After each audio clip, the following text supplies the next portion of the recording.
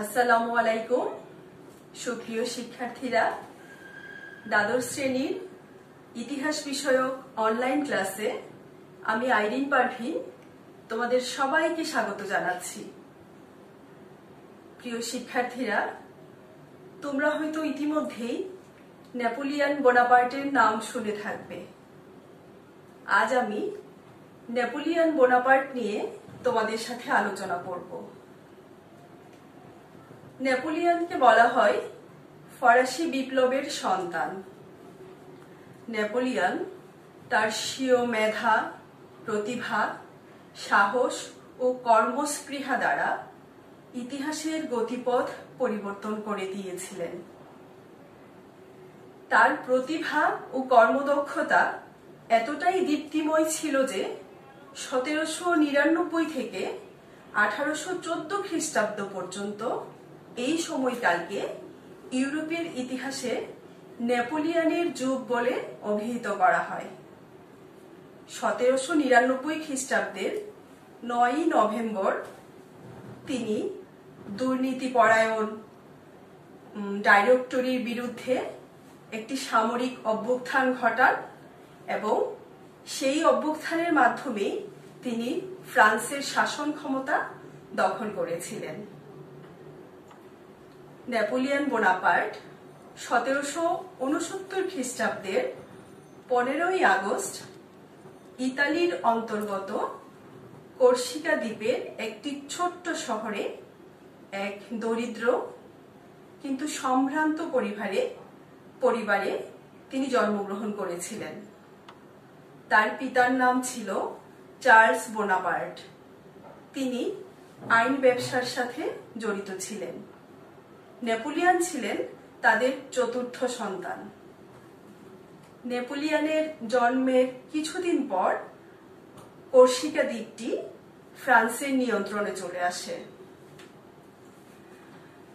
ছেলেবেলা থেকেই শৈশবকাল থেকেই নেপোলিয়ন ছিলেন নির্ভীক, অনমনীয় এবং অধ্যবসায়ী। তার ছোটবেলা থেকেই ইচ্ছে ছিল বড় হয়ে তিনি সৈনিক হবেন। ইতিহাস এবং দর্শন এই দুইটি বিষয়ের প্রতি তার গভীর আগ্রহ ছিল। তিনি সামরিক কলেজে ভর্তি হন এবং সামরিক শিক্ষার পাশাপাশি বিখ্যাত যে দার্শনিক ছিলেন রোসো, ভলতেয়ার, তাদের গ্রন্থগুলো তিনি অধ্যয়ন করেন। 1789 সালে ফরাসি বিপ্লবের ভাবধারায় প্রভাবিত হয়ে তিনি রাজনীতিতে যোগ দেন। 1791 সালে নেপোলিয়ন লেফটেন্যান্ট পদে উত্তীর্ণ হন। 1794 সালে মাত্র 17 বছর বয়সে তিনি বিপ্লবী বাহিনীর জেনারেল পদে নিযুক্ত হন। 1794 সালে উগ্রপন্থী জেকোবিন দলের যে প্রধান নেতৃত্ব দিয়েছিলেন রোবসপিয়ারকে গিলোটিনে হত্যার পর নেপোলিয়ন বোনাপার্টকে পদচ্যুত করা হয় এবং সেই সময় তাকে জেলে প্রেরণ করা হয়। এরপর ফ্রান্সের শাসন ক্ষমতায় পরিবর্তন আসে। ফ্রান্সের নতুন সংবিধান রচনা করা হয়। সেই সংবিধানে ফ্রান্সের শাসন ক্ষমতা 5 জন ডাইরেক্টরের হাতে অর্পণ করা হয়।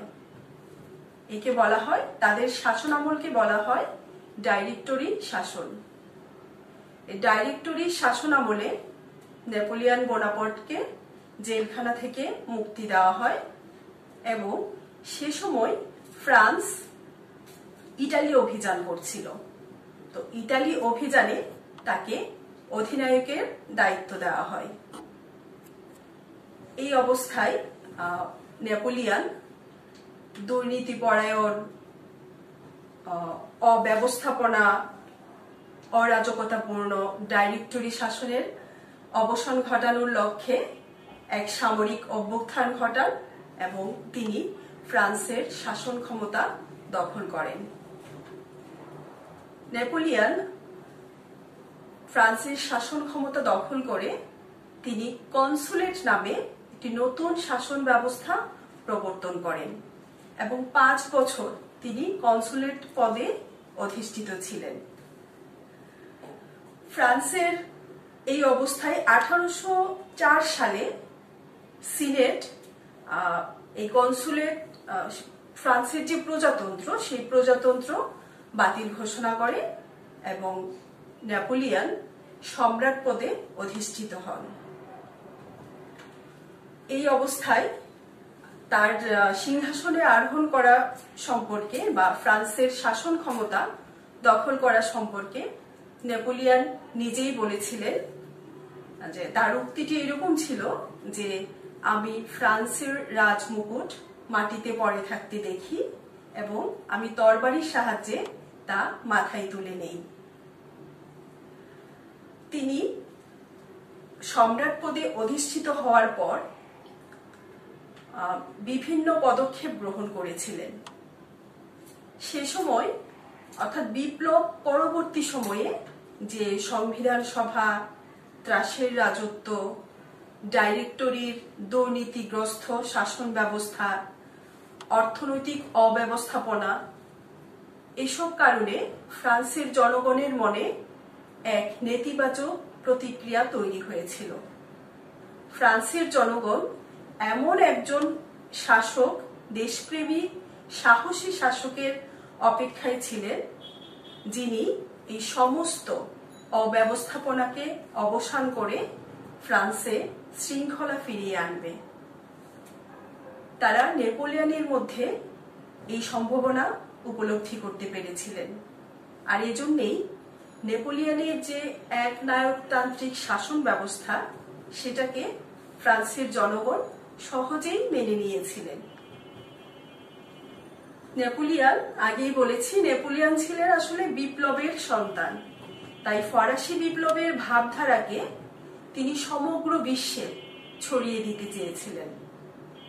বিপ্লবের যে সাম্য, মৈত্রী, স্বাধীনতার বাণী, এই স্বাধীনতার বাণীকে তিনি ইউরোপের বিভিন্ন রাষ্ট্রে ছড়িয়ে দেওয়ার লক্ষ্যে ডেনমার্ক, পর্তুগাল, স্পেন, ইতালি, পোপের রাষ্ট্র, তারপর Holland, Germany, Russia, Austria, Prussia সহ এমনকি এশিয়ায়ও তিনি বিভিন্ন সামরিক অভিযান পরিচালনা করেছিলেন।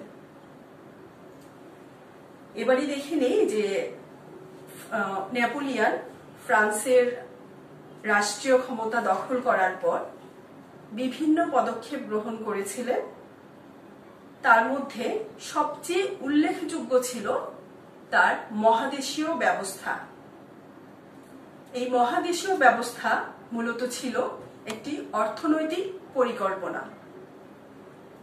এই পরিকল্পনার পেছনের লক্ষ্য যদি আমরা দেখি, যে মহাদেশীয় ব্যবস্থা প্রবর্তনের মূল কারণ ছিল, কারণ নেপোলিয়ন সমগ্র ইউরোপে তিনি তার আধিপত্য প্রতিষ্ঠা করতে চেয়েছিলেন। এক্ষেত্রে তিনি সবচেয়ে বড় বাধা মনে করেছিলেন ইংল্যান্ডকে। ইংল্যান্ডের সাথে ফ্রান্সের পূর্ব থেকেই একটি শত্রুতাপূর্ণ সম্পর্ক ছিল।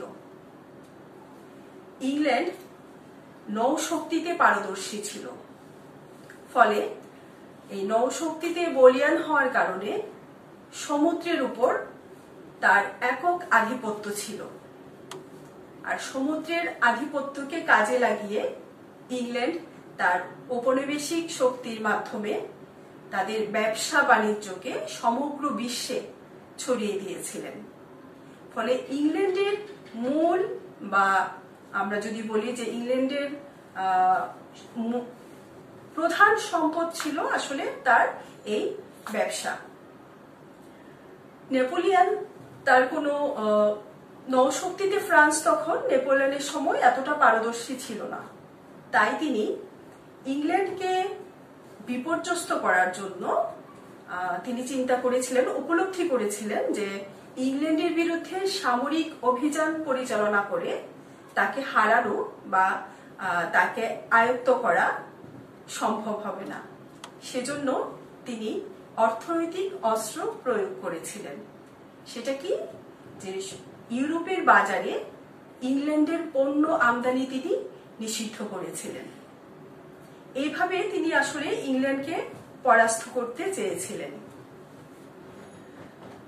তিনি অস্ট্রিয়া, রাশিয়া এবং প্রাশিয়ার বিরুদ্ধে বিভিন্ন যুদ্ধ পরিচালনা করেন এবং সেই সব যুদ্ধে এই রাষ্ট্রগুলো পরাজিত হয়ে নেপোলিয়নের সাথে সন্ধি করতে বাধ্য হয়েছিল।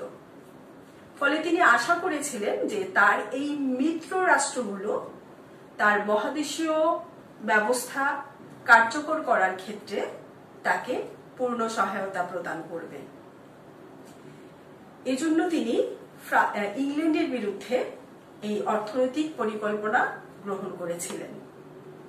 তাহলে আমরা দেখছি যে ইংল্যান্ডের প্রধান সম্পদ তার ব্যবসা বাণিজ্যে বিপর্যয় সৃষ্টি করে, অর্থনীতিকে ধ্বংস করে ইংল্যান্ডকে পরাজিত করবে।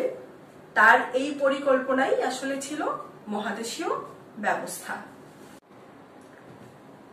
নেপোলিয়ন বোনাপার্ট তার এই মহাদেশীয় ব্যবস্থা বা কন্টিনেন্টাল সিস্টেমকে কয়েকটি আদেশ জারির মাধ্যমে শুরু করেছিল। প্রথমেই আসে বার্লিন ডিক্রি। 1806 খ্রিস্টাব্দে নেপোলিয়ন বোনাপার্ট বার্লিন হতে এই নির্দেশনা জারি করেন। এই ডিক্রিতে বলা হয় যে সমগ্র ব্রিটিশ দ্বীপপুঞ্জকে অবরোধ করা হলো। ফরাসি বন্দরগুলোতে ব্রিটিশ জাহাজ বা তার উপনিবেশ হতে কোনো জাহাজ প্রবেশ করতে পারবে না। ইংল্যান্ডের পণ্যবাহী জাহাজ বাজেয়াপ্ত করা হবে। এই বার্লিন ডিক্রি ঘোষণার পর এর পাল্টা প্রতিক্রিয়া হিসেবে ইংল্যান্ড তখন 1807 খ্রিস্টাব্দের জুলাই মাসে অর্ডার্স ইন কাউন্সিল নামে কিছু নির্দেশনা জারি করে। সেই অর্ডার্স ইন কাউন্সিলে স্পষ্টভাবে বলা হয় ফ্রান্স এবং তার মিত্র দেশগুলোকে ইংল্যান্ডের নৌ অবরোধ ঘোষিত হলো।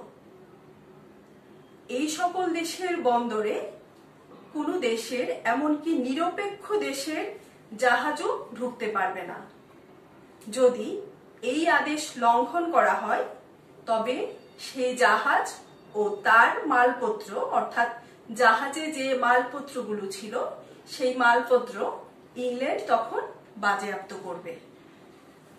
অর্ডার্স ইন কাউন্সিলে আরো বলা হয়েছিল যদি নিরপেক্ষ দেশের কোনো জাহাজ নিতান্তই ফ্রান্স বা তার মিত্র দেশের বন্দরে যেতে যায়, সেক্ষেত্রে ওই জাহাজকে প্রথমে ইংল্যান্ডের কোনো বন্দরে নোঙ্গর করতে হবে।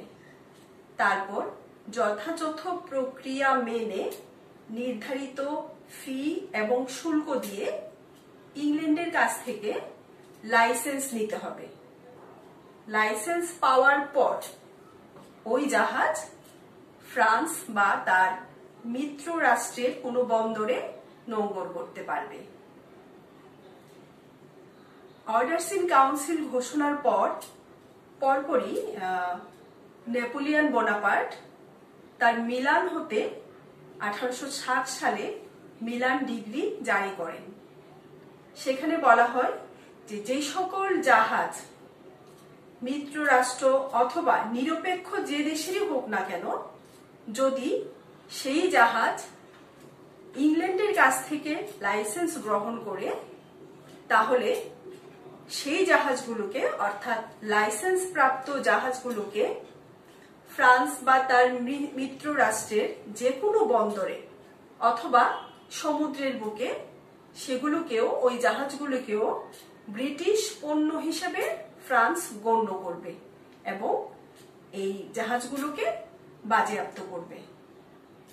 সহজভাবে বলা যায় যে ইংল্যান্ডের কাছ থেকে যেসব জাহাজ লাইসেন্স নিয়ে ফ্রান্স বা তার মিত্র রাষ্ট্রের বন্দরে নোঙ্গর করবে, সেই জাহাজগুলোকে ফ্রান্স ইংল্যান্ডের সম্পত্তি হিসেবে গণ্য করবে এবং এগুলোকে বাজেয়াপ্ত করবে।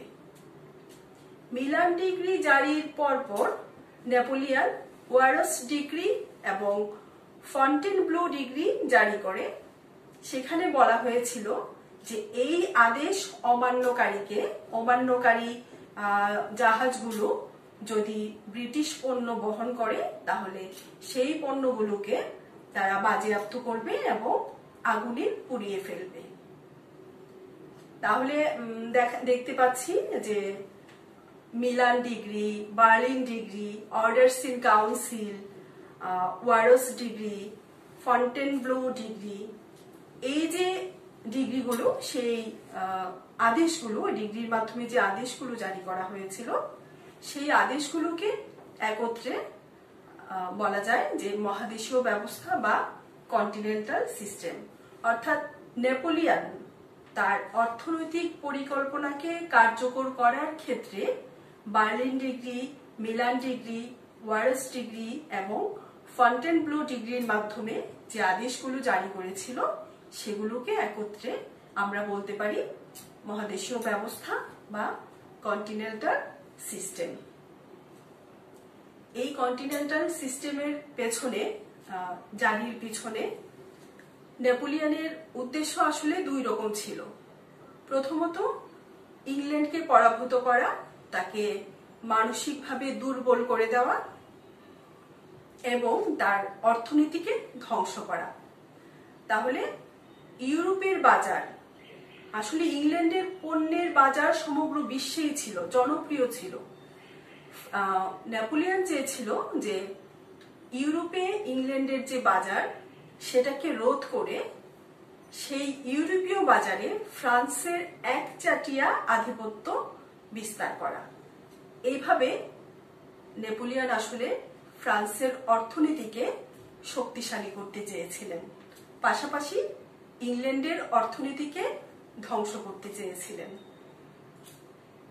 নেপোলিয়নের এই মহাদেশীয় ব্যবস্থার পরিকল্পনা বা অর্থনৈতিক পরিকল্পনা পুরোপুরি ব্যর্থ হয় এবং তার প্রতি তার দেশের জনগণ পর্যন্ত সংক্ষুব্ধ হয়ে ওঠে এবং নেপোলিয়নের যে পতন, সেই পতনের পেছনেও এই মহাদেশীয় ব্যবস্থা অনেকাংশে দায়ী বলে মনে করা হয়।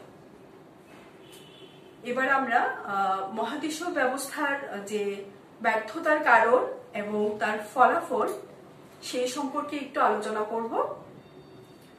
মহাদেশীয় ব্যবস্থা যখন শুরু হয় বা কার্যকর করা হয় তখন প্রথম দিকে ইংল্যান্ডকে বেশ দখল সামলাতে হয়, কারণ 1806 থেকে 1811 সাল পর্যন্ত এই সময়ে ইংল্যান্ডের যে আমদানি রপ্তানি বাণিজ্য, বিশেষ করে রপ্তানি বাণিজ্য ধস নেমে আসে। এই সময় বড় বড় যে কারখানাগুলো ছিল তাদের গুদামে প্রচুর পণ্য জমা হয় এবং কাঁচা পণ্যগুলো নষ্ট হয়ে যায়। শ্রমিক অসন্তোষ দানা বেঁধে ওঠে এবং সমগ্র ইংল্যান্ড জুড়ে তখন শ্রমিক আন্দোলন শুরু হয়। এর প্রভাবে, এই মহাদেশীয় ব্যবস্থার প্রভাবের সাথে সাথে ইংল্যান্ডে তখন অনাবৃষ্টির কারণে খাদ্য সংকট দেখা দেয়। আর এই সুযোগে নেপোলিয়ন যে পদক্ষেপটা নিয়েছিল অনেক ঐতিহাসিক মনে করেন তার এই পদক্ষেপ অনেকটাই ভুল ছিল।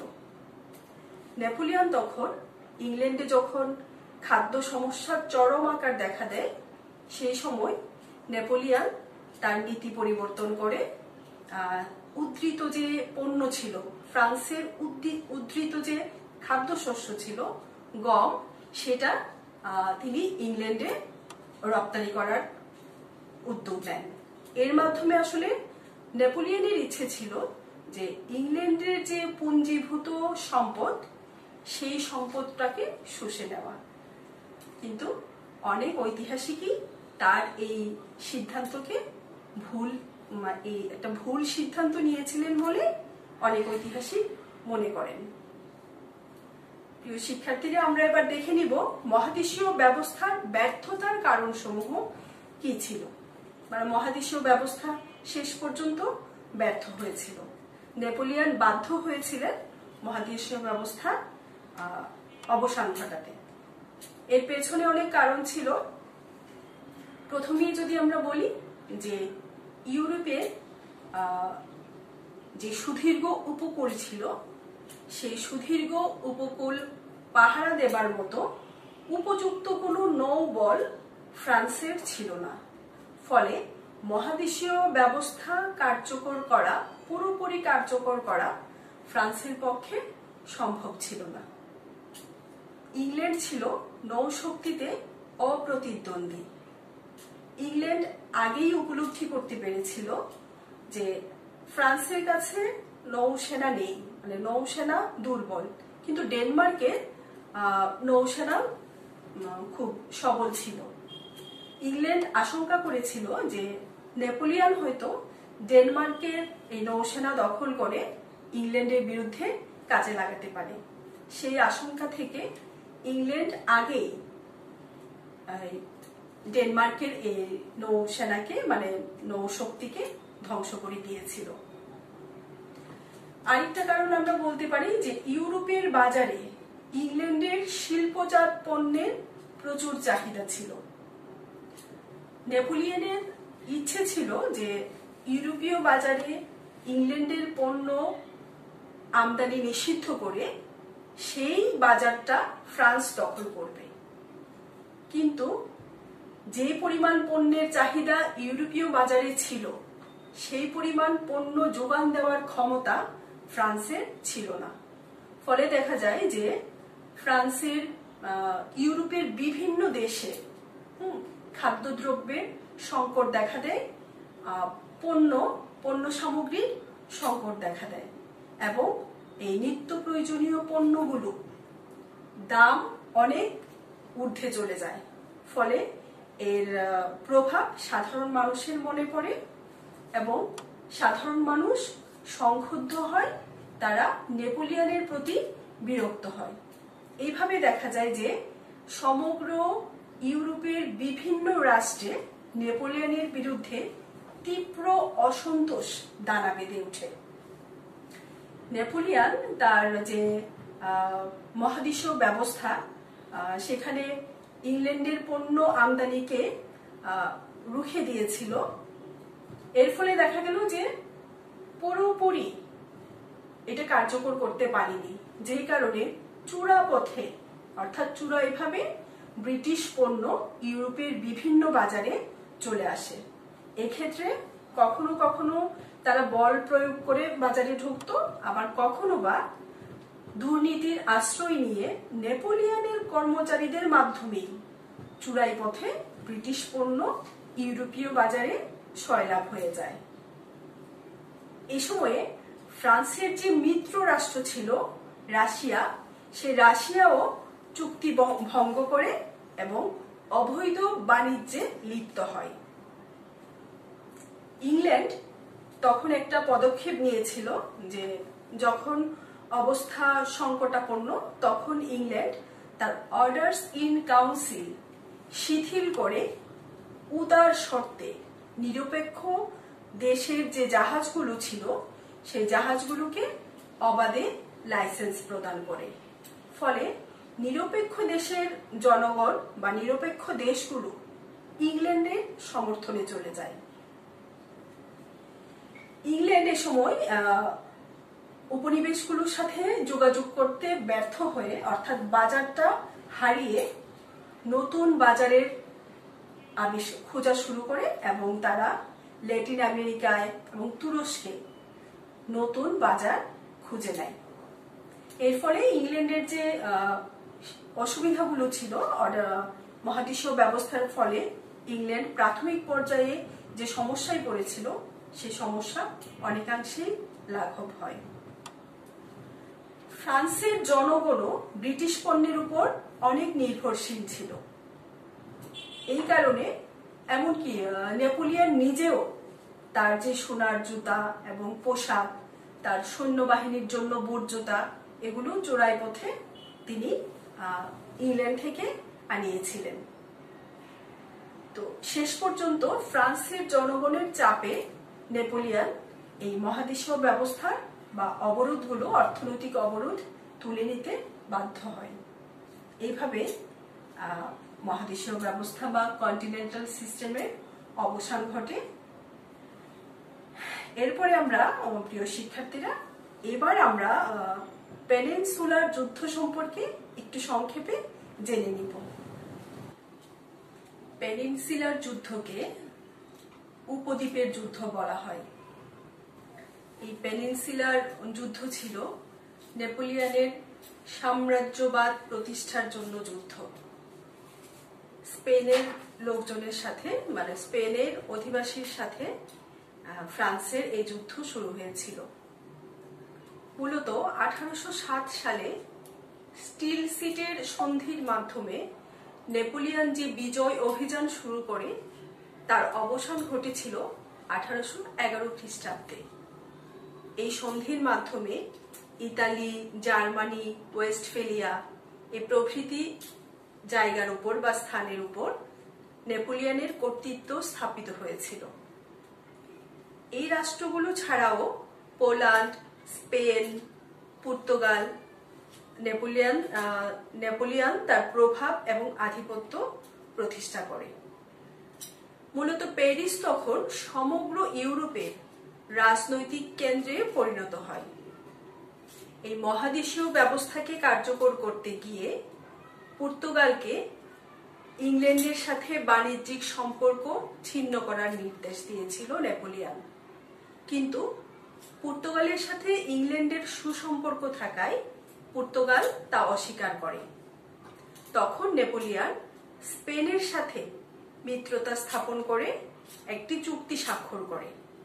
সেই চুক্তি মোতাবেক 1807 সালে ফ্রান্স পর্তুগাল অধিকার করে এবং স্পেন এবং ফ্রান্সের মধ্যে পর্তুগাল বন্টন হওয়ার শর্ত ছিল সেই চুক্তি মোতাবেক। কিন্তু নেপোলিয়ন পর্তুগাল অধিকার করার পর স্পেনের সাথে সেই চুক্তি ভঙ্গ করে এবং বিশ্বাসঘাতকতা করে। এর ফলে স্পেন মূলত তার এই পর্তুগাল দখল ছিল স্পেন দখলের প্রাথমিক পর্যায়ে।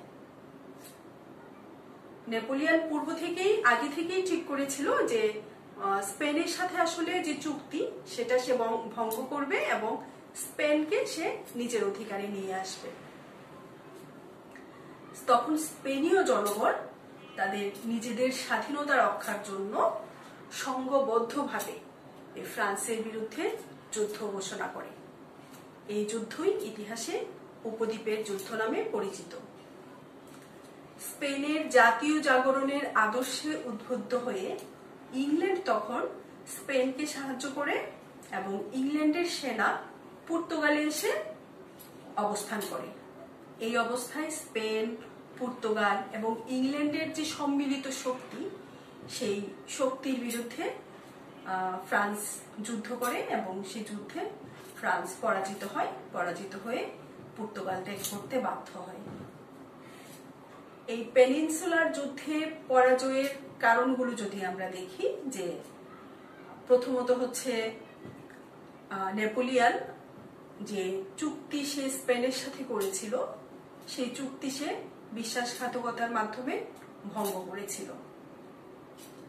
স্পেনের যে আভ্যন্তরীণ কুন্দল ছিল, অর্থাৎ সিংহাসন আরোহণ নিয়ে স্পেনের মধ্যে যে আভ্যন্তরীণ বিশৃঙ্খলা দেখা দিয়েছিল, সেই বিশৃঙ্খলার সুযোগ নিয়ে তখন নেপোলিয়ন তার আপন ভাই জোসেফকে স্পেনীয় সিংহাসনে বসিয়েছিল। এই স্পেনীয় সিংহাসনে জোসেফের অধিকারকে স্পেনের জনগণ কোনোভাবেই মেনে নিতে পারেনি। ফলে স্পেনীয় জনগণ তাদের জাতীয়তাবাদী চেতনা জাগরিত হয় এবং তারা ফ্রান্সের বিপক্ষে চলে যায়। এইভাবে তখন তাদেরকে সাহায্য করতে এগিয়ে আসে ইংল্যান্ড, পর্তুগাল, প্রাশিয়া এই রাষ্ট্রগুলো। এই সম্মিলিত বাহিনীর সাথে যুদ্ধে ফ্রান্স হেরে যায়। এর কারণ ছিল যে যুদ্ধক্ষেত্রে নেপোলিয়ন সার্বক্ষণিক অবস্থান করতে পারেনি। ফলে নেপোলিয়নের অনুপস্থিতির সুযোগে তার যে সেনাবাহিনীর সেনাপতিরা ছিল তাদের মধ্যে মতভেদ দেখা দেয় এবং তারা সঠিক সিদ্ধান্ত নিতে অপারগ হয়। এইসব কারণে পেনিনসুলার যুদ্ধে নেপোলিয়নের পরাজয় হয়। পেনিনসুলার যুদ্ধে ফ্রান্সের এই পরাজয়ে ইউরোপীয় অন্যান্য রাষ্ট্রগুলো খুব আনন্দিত হয় এবং তারাও ফ্রান্সের এই অধীনতা থেকে মুক্ত হওয়ার জন্য উদ্গ্রীব হয়ে ওঠে। সুপ্রিয় শিক্ষার্থীরা, আজকে এ পর্যন্তই। আগামী ক্লাসে আবার তোমাদের সাথে দেখা হবে। সেই পর্যন্ত তোমরা সবাই সুস্থ থাকবে, বাড়িতে বসে পড়াশোনা করবে। শুধু পাঠ্য বই না, পাঠ্য বইয়ের বাইরের বইও তোমরা পড়াশোনা করবে, জানবে, আর স্বাস্থ্যবিধি মেনে চলবে। বারবার সাবান পানি দিয়ে হাত ধোবে। তাহলে আজকে বিদায়।